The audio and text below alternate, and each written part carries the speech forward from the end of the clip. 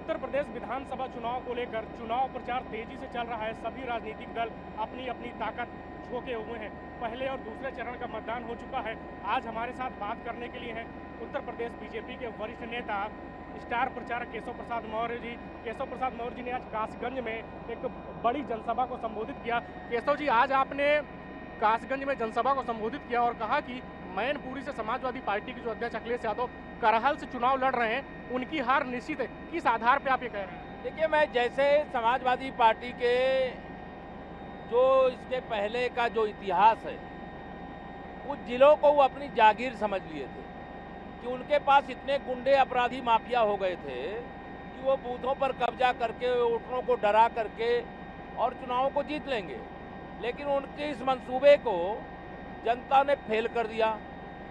2014, 17 और 19 के चुनाव में जो यह अपना गढ़ समझते थे, या कांग्रेस जो अमेठी रायबरेली को गढ़ समझती थी, वह सारे गढ़ ढह गए हैं। वो भाजपा के किला बन गए।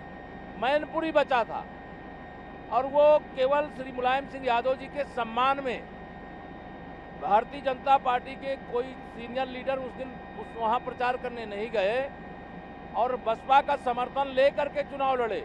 जो सीट समाजवादी पार्टी अकेले 5-5 लाख वोटों से जीतती थी, मुश्किल से हफ्ते सपा वहाँ 50,000 वोटों से जीती। इस बार हम मैनपुरी में 4 विधानसभा सीटें हैं। करहल से श्री अखिलेश यादव जी लड़ रहे हैं। हमारे प्रत्याशी केंद्रीय मंत्री प्रोफेसर एसपी सिंह बघेल जी हैं। करहल हम जीत रहे हैं, भोगांव हम फिर जीत रहे हैं, मैनपुरी जीत रहे हैं और किसनी विधानसभा में हमने इतना शानदार प्रत्याशी दिया है, इसलिए मैं चारों सीटों को जीतने की, चारों कमल खिला करके वहां की जनता चौका लगाने को बेताब है। अखिलेश यादव कह रहे हैं कि वो जहां जिस जिले में जा रहे हैं, कासगंज भी वो आ चुके हैं, फतेहपुर भी वो गए थे, वो कह रहे हैं कि भारतीय जनता पार्टी का सभी सीटों से सफाया होगा। आप जब 2017 में बीजेपी के प्रदेश अध्यक्ष थे तो आपने एक नया नारा दिया था।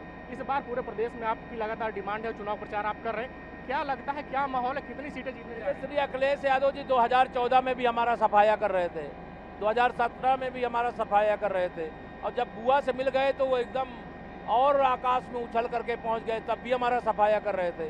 लेकिन सफाया जनता किसका करना चाहती है, क्यों करना चाहती है, क्यों किया है, या मुझे बताने की आवश्यकता नहीं। जनता तैयार बैठी है। या चुनाव भाजपा का प्रत्याशी, भाजपा का कार्यकर्ता नहीं, जनता लड़ रही है। क्योंकि जनता को खतरा चुनना है कि सुरक्षा चुनना है, इसमें से कोई भी खतरा नहीं चुनना चाहता। और खतरा ये एक पीढ़ी का नहीं है, खतरा ये आने वाली कई पीढ़ियों का है।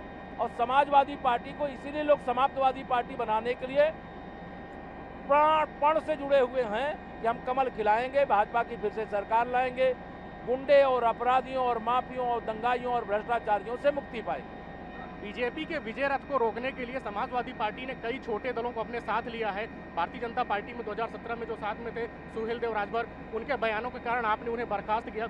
आपकी सरकार में 3 पिछड़े चेहरे तो वो गए, क्या करेंगे?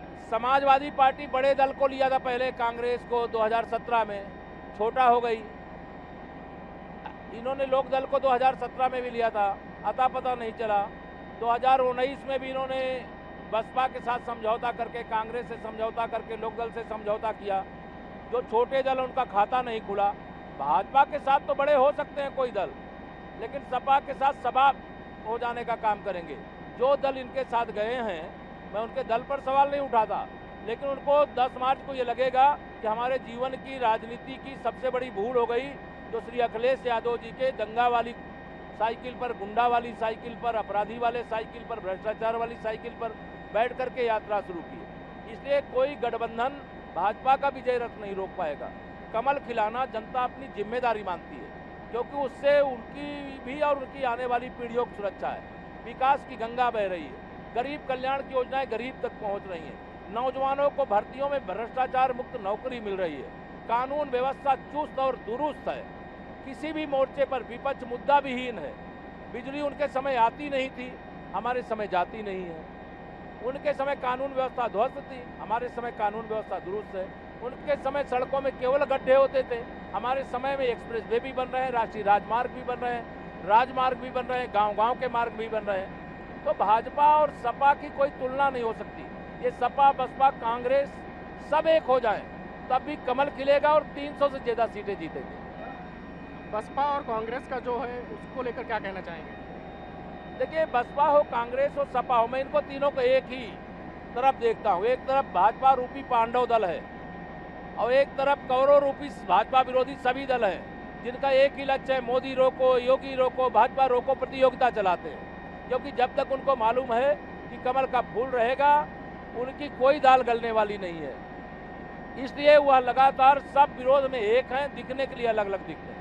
उत्तर प्रदेश में जब समाजवादी पार्टी की सरकार थी तो तमाम बड़े प्रोजेक्ट्स थे और उन्होंने कहा कि समाजवादी पार्टी की सरकार के जो बड़े प्रोजेक्ट्स थे, पूर्वांचल एक्सप्रेसवे, अन्य जो प्रोजेक्ट्स हैं, उनको भारतीय जनता पार्टी ने अपने नाम पे किया। विकास की बात करते हैं, लेकिन जब चुनाव मैदान में आते हैं तो विकास की जगह चुनाव में जिन्ना आ जाता है। श्री अखिलेश यादव जी अगर विकास के नाम का कोई काम किए होते तो जब मुख्यमंत्री थे 2014 में, 2017 में मुख्यमंत्री थे, उनके मुख्यमंत्री रहते चुनाव हुआ तो सुपड़ा नहीं साफ हो जाता।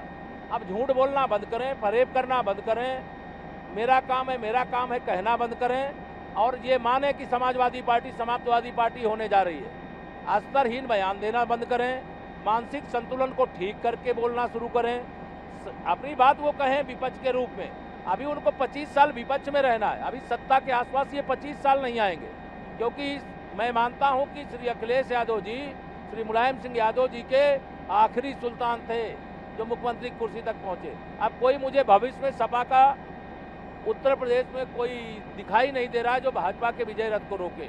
हमारा लक्ष्य सेवा है। हम जब विपक्ष में थे सेवा कर रहे थे, सरकार में हैं तब भी सेवा कर रहे हैं और सेवा करने वालों को लोगों का आशीर्वाद मिलता है। केशव जी, आप ओबीसी बिरादरी के सबसे बड़े नेता हैं उत्तर प्रदेश में। आपकी सरकार में मंत्री थे स्वामी प्रसाद मौर्य, जब वो भारतीय जनता पार्टी का साथ छोड़े, वो भी 5 साल के बाद जो आचार संहिता घोषित हो गई, आपको उन्हें मनाने की कोशिश करने की बात कही गई। क्या लगता है उनका निर्णय गलत? उन्होंने कहा है कि सुनामी आएगी। देखिए, किसी के जाने से कोई फर्क नहीं पड़ेगा। जब तक जो लोग मंत्री परिषद से इस्तीफा दिए थे तब तक मैंने उनको अपेक्षा की थी कि वो बात करें, समझें और भाजपा में रहें। लेकिन जब उन्होंने नहीं रहने का मन बनाया तो जिसको जहां जाना चला गया। लेकिन अब इस बार वह लोग भी चुनाव जीत करके नहीं आएंगे जो गए हैं, और यह 10 मार्च को आपको पता चलेगा। और यह वह भी जानते हैं, घबराए हुए हैं। धन्यवाद। ये थे उत्तर प्रदेश के बीजेपी के वरिष्ठ नेता केशव प्रसाद मौर्य, जिन्होंने हमसे बात की और कहा कि जनता ने पूरी तरह से मन बना लिया है भारतीय जनता पार्टी का। ये थे उत्तर प्रदेश सरकार के उप मुख्यमंत्री केशव प्रसाद मौर्य, जिन्होंने हमसे तमाम मुद्दों पर बात की और कहा कि जनता ने मन बना लिया है, समाजवादी पार्टी का सफाया होगा और भारतीय जनता पार्टी की सरकार बनेगी। 300 से ज़्यादा सीटें इस विधानसभा चुनाव में भाजपा की झोली में आएंगी। वीडियो जर्नलिस्ट विजय वर्मा के साथ धीरज त्रिपाठी, ईटीवी भारत, लखनऊ।